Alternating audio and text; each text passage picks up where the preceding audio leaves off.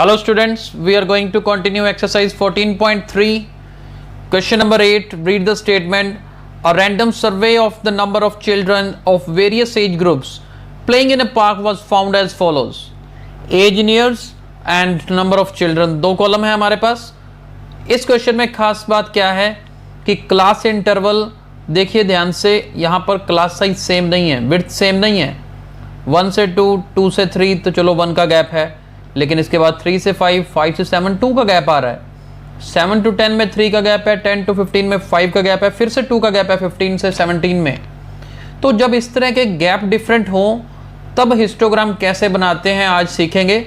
चलिए स्टार्ट करते हैं, बड़े ध्यान से देखिएगा. अब ध्यान से देखिए, जब क्लास साइज डिफरेंट हो तो हमें फ्रीक्वेंसी को एडजस्ट करना पड़ता है, क्योंकि जब क्लास साइज सेम होते थे क्लास इंटरवल में तब जो हम ग्राफ बनाते थे, हिस्टोग्राम बनाते थे, तो रेक्टेंगल के साइज जो थे ना प्रोपोर्शन होते थे. लेकिन क्योंकि अब क्लास साइज डिफरेंट है तो उस प्रोपोर्शनैलिटी को सेट करने के लिए फ्रीक्वेंसी एडजस्ट करनी पड़ेगी, और ये फॉर्मूला यूज़ करना होगा. Adjusted frequency is equal to minimum class size over class size of this class multiply its frequency. ये अब समझते हैं किस तरह से. जब इसका टेबल बनाएंगे तो आपको बहुत अच्छे से समझ आएगा. ध्यान से देखिए. अब ये देखिए, ये फर्स्ट 2 कॉलम्स ध्यान से देखेंगे तो ये तो जो गिवन है हमें डेटा वही लिखा है. नंबर ऑफ चिल्ड्रन के नीचे मैंने फ्रीक्वेंसी मेंशन किया, क्योंकि नंबर ऑफ चिल्ड्रन एक्चुअली हमें मतलब फ्रीक्वेंसी दे रखी है. इस फ्रीक्वेंसी को हमने एडजस्ट किया, एडजस्टेड फ्रीक्वेंसी करके कॉलम बनाया, ये फॉर्मूला लगाया. जैसे कि फर्स्ट रो के लिए देखो मिनिमम क्लास साइज क्या है. ये पूरे टेबल को ध्यान से देखोगे ना, क्लास साइज क्या होता है, लोअर लिमिट और अपर लिमिट में डिफरेंस. तो 1 है, देखिए लोएस्ट. यहाँ पे जैसे 15 to 17 में 2 है, 10 to 15 में 5 का डिफरेंस है. सारे चेक करोगे तो 1 मिनिमम है, इसलिए मिनिमम क्लास साइज 1 है तो ऊपर 1 आएगा. देखिए सभी में कैलकुलेशन करते वक्त हमने ऊपर क्या लिया है, 1 लिया है. अब डिनोमिनेटर में क्या है, class size of this class. Class size of this class मतलब जैसे 1 और 2 में डिफरेंस 1 है तो 1 के नीचे मैंने डिनोमिनेटर 1 लिया.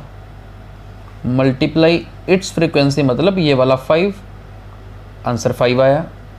दूसरे में भी देखो, यहाँ पे गैप 1 है तो 1 by 1 मल्टीप्लाई इसी की फ्रीक्वेंसी 3 तो आंसर 3 आया. यहाँ पर 3 से 5 है, 2 का गैप है ना, तो ऊपर मिनिमम 1 नीचे 2 मल्टीप्लाई ये वाली फ्रीक्वेंसी 6, कैलकुलेशन करोगे 3 आएगा. 5 to 7 में 2 का गैप है, इसलिए 1 by 2 मल्टीप्लाई इसी का 12 6 आया.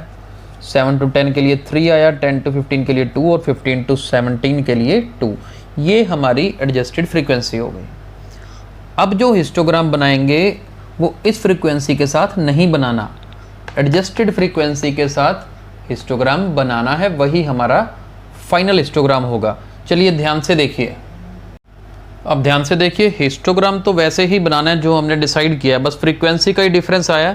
यहाँ पर 1 से लेकर 2 तक 5 लिया हमने, 2 से 3 तक ये देखिए मैंने गैप 0 से 2, 2 से 4 लिया ग्राफ के हिसाब से. 0 से 2 के बिल्कुल मिडल में 1, 2 से 4 के मिडल में 3, 4 से 6 के मिडल में 5. तो इस तरह से एडजस्टमेंट्स किए हैं हमने. और फ्रीक्वेंसी जो कि ऊपर वाई एक्सिस वाली साइड है, जो क्या हमने लिए, एडजस्टेड फ्रीक्वेंसी को यहाँ पर काउंट किया है, और रेक्टेंगल्स आपके सामने हैं. तो इसे आई होप आपको समझ आया होगा कि हिस्टोग्राम कैसे बनाते हैं. आफ्टरऑल बनाना तो आपको पहले ही आता है, बस डिफरेंस क्या था, फ्रीक्वेंसी को एडजस्ट करके चलना था. राइट, नेक्स्ट क्वेश्चन स्टार्ट करते हैं. Read the statement of question number 9. 100 surnames were randomly picked up from a local telephone directory, and a frequency distribution of the number of letters in the English alphabet in the surnames was found as follows. अब यहाँ पर number of letters और number of surnames, 2 column है. Number of letters 1 to 4, 4 to 6, 6 to 8, और देखिए 8 to 12 और 12 to 20.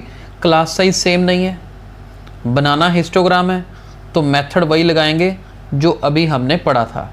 चलिए ध्यान से देखिए. सबसे पहले तो हम फ्रीक्वेंसी एडजस्ट करते हैं, जो अभी सीखा था सेम उसी तरह से. चलिए ध्यान से देखिए. ध्यान से देखिए, अब पहले 2 कॉलम तो बिल्कुल सेम ही बनाने हैं। एडजस्टेड फ्रीक्वेंसी में क्या करना था, सब में देखो पहले तो ऊपर 2 लिखा हुआ है ना, क्योंकि 2 क्या है, मिनिमम क्लास साइज़ है। जैसे 4 से 6 और 6 से 8 का क्लास साइज़ कितना है, 2, तो मिनिमम वाला ऊपर आएगा।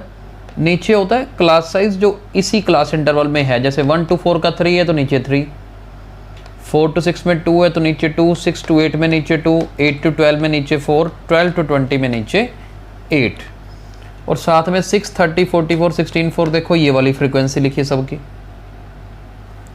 छोटी सी कैलकुलेशन है, इसको सॉल्व करके एडजस्टेड फ्रीक्वेंसी क्या बनी, 4, 30, 44, 8 और 1, राइट। तो अब जो हिस्टोग्राम बनेगा, इंटरवल ये लेंगे, फ्रीक्वेंसी ये लेंगे, राइट। चलिए ध्यान से देखिए, ध्यान से देखिए, हिस्टोग्राम आपके सामने। एक्स एक्सिस पे हमने 0 से 2, 2 से 4, 4 से 6 इस तरह से गैप लिया, और वाई एक्सिस में 0 से 5, 5 से 10। ये क्या है, नंबर ऑफ लेटर्स, और इस तरफ हमारे पास क्या है, फ्रीक्वेंसी। एडजस्टेड फ्रीक्वेंसी यूज़ करेंगे, और 1 to 4 के लिए 4 था हमारे पास आंसर, तो 4 फ्रीक्वेंसी ली हमने।